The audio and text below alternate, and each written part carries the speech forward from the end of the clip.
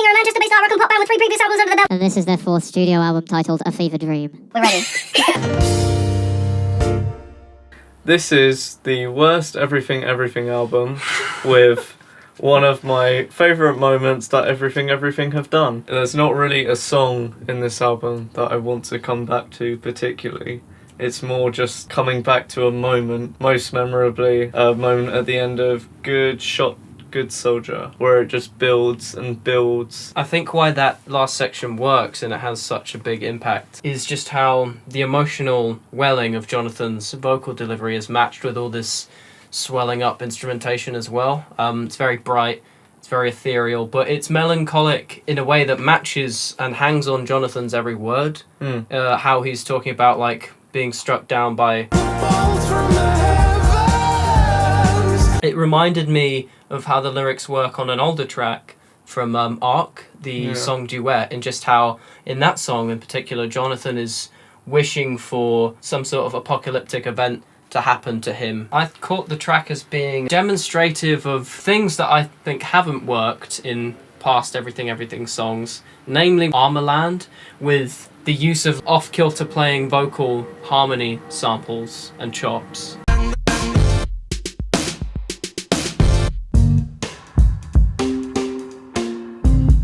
Just as a nitpick, I guess, I didn't really care for the pitched down vocals towards one of the verses.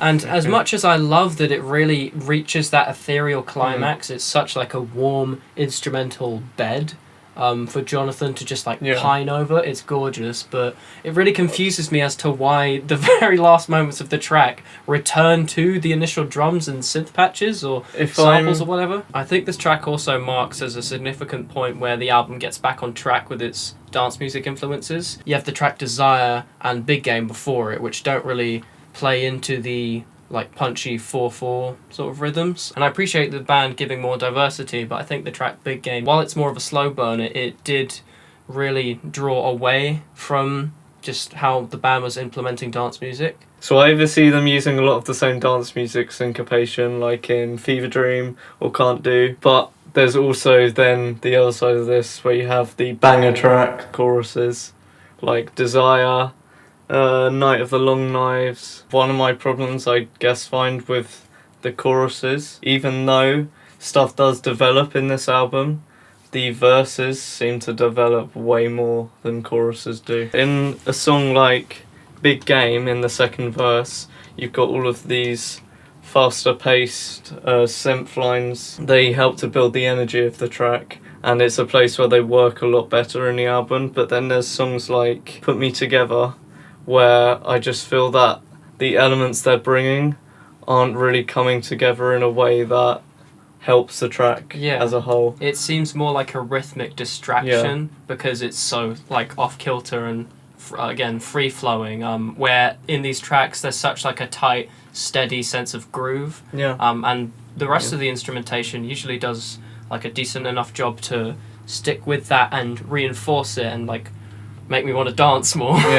But at moments like that just sort of had me a bit standoffish. There was moments like that on songs from Get to Heaven as well, like Spring Sun Winter Dread, where on the very last chorus there's just like this really wild guitar solo that's like just barely sticking to rhythm, but the energy in that is just like really elevating the rest of the song. And that is more like free form as far as like playing goes, but I think that one actually reinforces the sense of build in that particular track. I just think it's more of an oddity here. So one part of dissonance in this album that I did enjoy was on Night of the Long Knives, where in the chorus, which I enjoyed more than Desire's chorus, more because I think it has more depth, partly due to this dissonance that is in the background just lurking there, and it just makes it feel unsettling, like there's something unsettling about it. I do like the distortion on the vocals just before the chorus. it sounds disturbing still because it's just blown out to fuck. I think it is like a pretty powerful opening to the album, but like that point from earlier about how there's way more fixation of development structurally and texturally in the verses than there is choruses. That comes through here too. Yeah, very strongly, and I think with this being the opening track, it sort of sucks how powerful the song feels to me. Like the initial hit of that really huge saturated synth layer, or synth layers, it sounds like there's a few harmonics playing together, comes through is pretty cool. The like everything is generally pretty punchy there, but just on that second repetition it just like doesn't have the same impact. I had this issue with a lot of the other tracks here, in worse cases, in less favourable cases, but my main issue with the track is just how it just kind of mentally called me back to some M83 with that distorted vocal and like the really huge like driving synth layers. It wasn't like that distracting. It's subject matter wise, it's definitely standalone enough for me not to think, oh, they're just copying M83 with this shit. Yeah. Taking off the jumper, fuck the red, it's fucking hot. Okay, I have a red t-shirt on my body now, it's fine. Most of these tracks, as you'd expect, are catchy, so it won't disappoint a lot of people because it will stick in their heads. I think that is a problem. Undoubtedly, these songs are catchy, like Run the Numbers, that hook is engraved in my head, but engraved, not like acceptingly embedded, like, oh, I've just listened to this song so many times because I just love it so much. It's because it's fucking obnoxious. The lyrics are just repetitive. People have said this before, but catchy is not equivalent to a good hook. No. Or a good chorus. Production on this album was pretty good as usual for everything. Nothing that really stuck out. No. Was in... Well, yeah, there was. Okay, go on. There was one thing. What? I fucking hated the delay. This short delay that sounded gargly to me, and it was at the end of Can't Do. Wow. I get it's like adding to this chaos. I just think it sounds fucking messy. I don't think it's the worst thing about the track. I think the worst thing about the track I'm is not the saying chorus. that though. I just think that is the worst part of the production in this album, Okay, but which is pretty small to be honest. yeah, Like, pretty like. for a whole album's worth. I think the hook is the worst thing about it. Just like as far as Fuck. you know what? No, this is good. It's an annoying noise. It contributes to my point. It's just another case where Jonathan's falsetto is just about to be really annoying because it's so high pitch and because it's repeated so much. Can't do the thing you want. Can't do the thing you want. It's not that. I don't think it's that obnoxious. It's not the worst track on the album. Lyrically, this seems more like a track that's tangible to me. What Jonathan's basically said in press about this track is it just being like an alluding to writer's block and how like not being able to fulfill the standards of top 40 pop music. Ironically, this track really shows it because I think it's one of their weakest hooks in a while. The band really isn't on their strongest hook game. I love all the intricacy and the experimentation of everything as a whole, but a big selling point to me is how they weave that into a pop structure, just toying with these sort of more artful, detailed, intricate ideas and abstractions into a pop context is something that is infinitely interesting to me in music. I could cite a few examples there that I think do this job really well. We did a track review for Desire, so we don't have a whole lot to say about it here, but having placed it in the album's context, I have a few more added points that didn't really strike me initially. I've heard Jonathan cite how much he likes Kanye West, how he's sort of influenced by Yeezus and the mistakes it makes.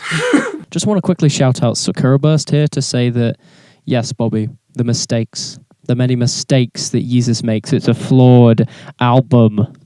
Thank you. I feel like the clap patterns that are embedded into the swung beat are a huge sighting of that. Like, they really remind me of how Black Skinheads verses play out. Following on from there, when I first listened to Big Game, I felt it was sort of wonky, which is not, and I know that because I counted along. But the offbeats are emphasized so heavily with that snare drum that it makes you feel like it's jolting. The section near the end of the song where the more rocky elements come in, there's a part where a vocal harmony comes in and another guitar comes in as well. I really like that full lush chord that the harmony produces and fills it with, but then they just pull it back to the guitar riff again, and I really wanted them to carry that harmony on. Don't really want to speak about Fever Dream. You don't like it? I don't find the hook that enthralling. Neither do I. Actually, but having chewed on it a bit more in the context of the album, I think it contributes to the dance music approach, like, pretty nicely. The way the track builds in its linear structure reads to me like one of the most gratifying as far as like textures go. The hook, although it is kind of boring on its own and it is repetitive as well, I think the fact that you've got all this other building instrumentation around it manages to distract from that and just sort of draw it away from being too monotonous. It's definitely not one of their best, but I just think it's got more going for it than I initially gave it credit for. And the next track, Ivory Tower, actually presents a few sort of disconcerting textures that I quite like. I don't like the track as a whole. It's still that fast-paced, everything. Yeah, I mean, that's the thing. When you talk about it's that usual characteristic, it just reminds me how much of this album sonically is pulling from Get to Heaven. It just makes me think if To the Blade and Blast Doors had a more synthetic and lackluster baby, that's what this track would be. Just with a way more incessant and weak hook. You said you didn't like the vocal cracks in the bridges. No, they just sort of sounded like an Indian ringtone to me. I don't think it's one of the most annoying things about Jonathan's vocal performances here in the album. The fact that they use it so sparingly in just as one sample is probably what has me taking a liking to it, because it's not a long time. Yeah, okay. New Deep. This song by itself, like without any context, feels like an interlude, something that's not really developed properly. But the subject matter of this song gives a big reason for the song to play out like this. It's just this big open-ended question, I think, about society. The whole thing is set in a city, isn't it? Yeah. You hear the cityscape and police sirens and that.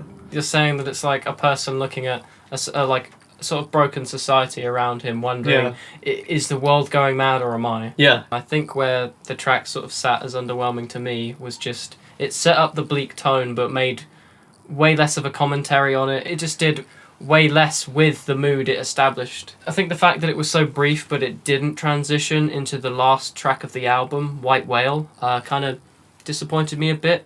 It just like highlighted how underdeveloped I felt the track was. I thought it goes over pretty decently as like a climactic but slow burning closer. I really caught some OK Computer flavoured guitar shreds and melodies as well. Maybe in a way that I thought was distracting, like just end your album in your own way rather than giving this obvious reference point. But I have no problem with people loving OK Computer and showing that in their music. I just would rather bands innovate themselves rather than call to reference points. The song folds out quite nicely. It's one time where the chorus builds more than in any other song.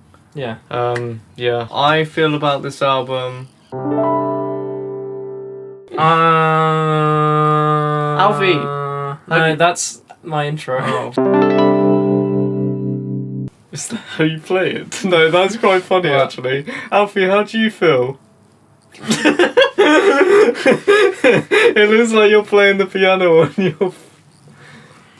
It will be funny!